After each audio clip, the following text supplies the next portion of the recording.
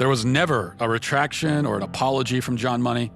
Instead, his ideas were adopted by mainstream psychology, and they form the basis of gender ideology today. Why don't more people know about John Money and Alfred Kinsey? Evidently, there are forces that don't want this information out. It's unspeakable what these people have done to our children. When did that start? When was it decided that we need to start teaching kids about this stuff at such a young age? So I'll answer that with one word: Kinsey. Kinsey was a social reformer. He wanted to rid society of Judeo-Christian values when it came to sexuality.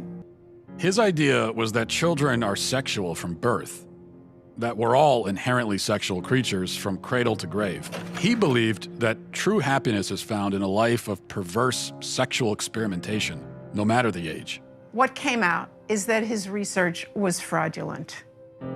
Kinsey based his fraudulent conclusions on data he collected from convicted sex offenders and child molesters. His research was conducted in prisons, not everyday America. He also performed horrific sexual experiments on children, some under the age of 1. His most influential book, Sexual Behavior in the Human Male, contains an infamous chart called Table 34, which documents the orgasms of very young kids, including babies as young as 5 months old.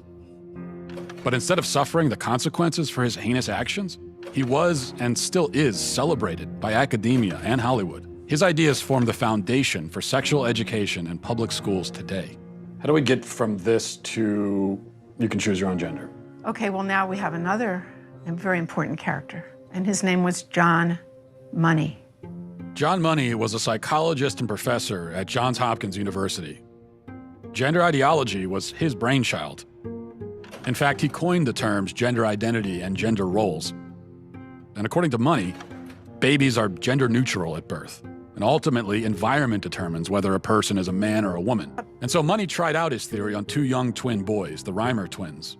When the twins were 8 months old and they went to be circumcised, the first twin, whose name was Bruce, something went wrong with the machinery and his penis was burnt off. They stopped and didn't do a second circumcision on the other twin, as you might imagine. And the parents, of course, didn't know what to do. How are they going to raise this child? John Money convinced Bruce's parents to transition him into a girl. Money also conducted sexually abusive experiments on the twins throughout their childhood, including forcing them to simulate sex acts on each other. He reported up to the age of 10 that this was a complete success. Well, wasn't true. The results were a disaster. Bruce could never fully accept his female identity. Eventually, his parents told him the truth, and he chose to transition back to a boy, taking the name David. As an adult, David spoke out about the abuse and the damage done to him by John Money. The girls would do their things with their Barbies and things like that, and that wouldn't interest me. And things such as trucks and building forts and, you know, getting to the odd fist fight and climbing trees, that's the kind of stuff that I like, but it was unacceptable, so I'd never... As a girl? As a girl, I had no place to fit in. The trauma that he and his brother and his entire family went through left deep scars. His brother died of an overdose when he was 38, and then David committed suicide.